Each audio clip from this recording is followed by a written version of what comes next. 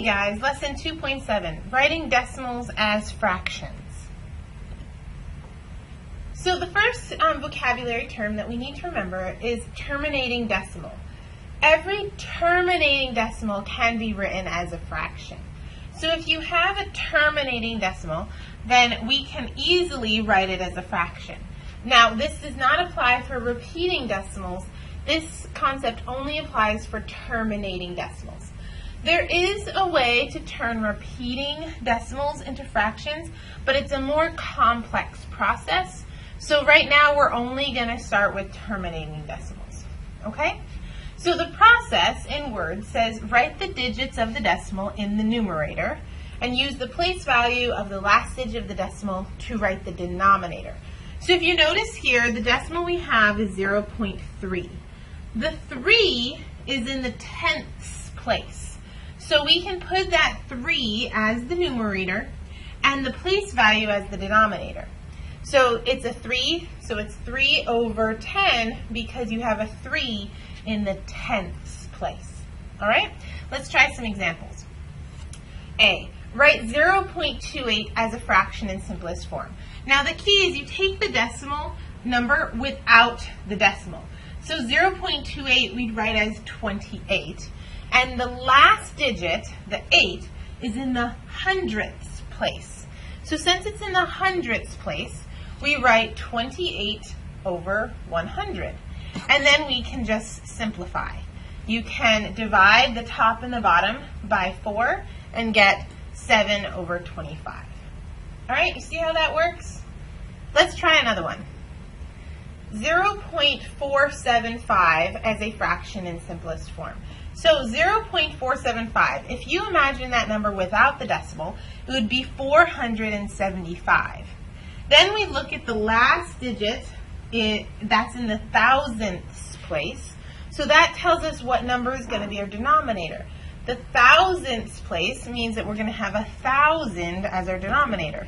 So it's going to be 475 over 1,000, and then we can simplify it. And when we divide it, we end up with 19 over 40. And what we did is we actually divided by 25. So the answer is 19 over 40. You see how that process works? So just to reiterate, the number, if you consider it a number without the decimal, that's your numerator. And the place value of your last digit is the number you put as your denominator. All right, let's try this one. Now this one has a number before the decimal.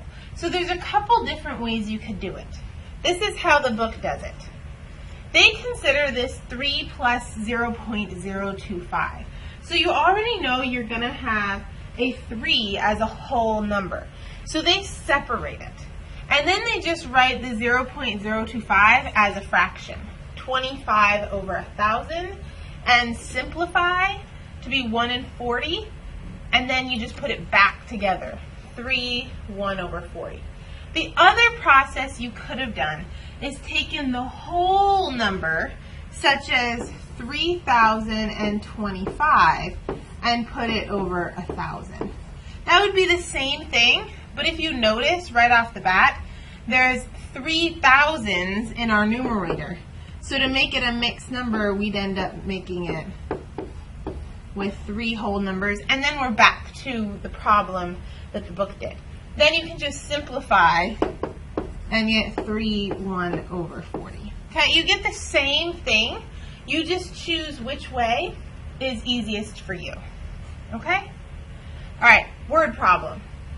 2 protected bird species are the whooping crane and the piping plover. Not sure how to pronounce that. How many times greater is the weight of a whooping crane than the weight of the piping plover? So if you look over at our picture, it tells us their sizes in ounces. So we have to write each weight as a mixed number. You can't compare 2 numbers if one's a decimal and one's a fraction. So we're going to turn that decimal into a fraction. Okay? So 246.25, if you separate it, it becomes 246 and 25 over 100. You can divide that by 25 and get 1 and 4. So you have 246 and 1/4. Now the piping plover is just 1 and 7/8. So we need to divide the weights because the question is how many times greater is the weight of the whooping crane than the weight of the piping plover. So we want to know how many times would we have to multiply that in order to get the whooping crane size.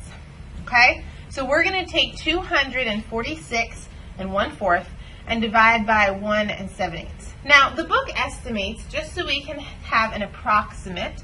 So we know our answer is going to be somewhere around 123. Okay?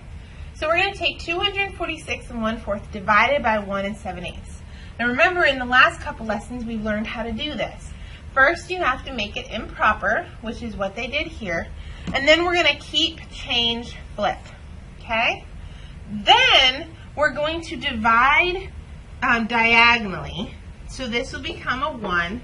This will become a 2. Now the other way, it's going to get a little tricky because we're not quite sure if 15 can go into 985. So if you do the math, you'll find out that it can't, but 5 can. So again, don't put it together, but this, if we divide it by 5, would become a 3, and this would become 197. Okay? At this point, you can just multiply and get 394 over 3, which, as a mixed number, is 131 and 1/3. That's our final answer. So we have to write a sentence, say the weight of the whooping crane is 131 and 1/3 times greater, and you could even add in there, than the piping plover. Okay?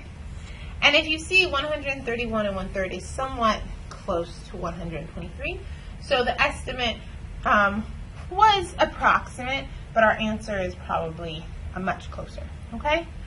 So that would be how you would solve this. Now, whenever anything says how many times greater, that's a clue that you're either going to multiply or divide. Okay?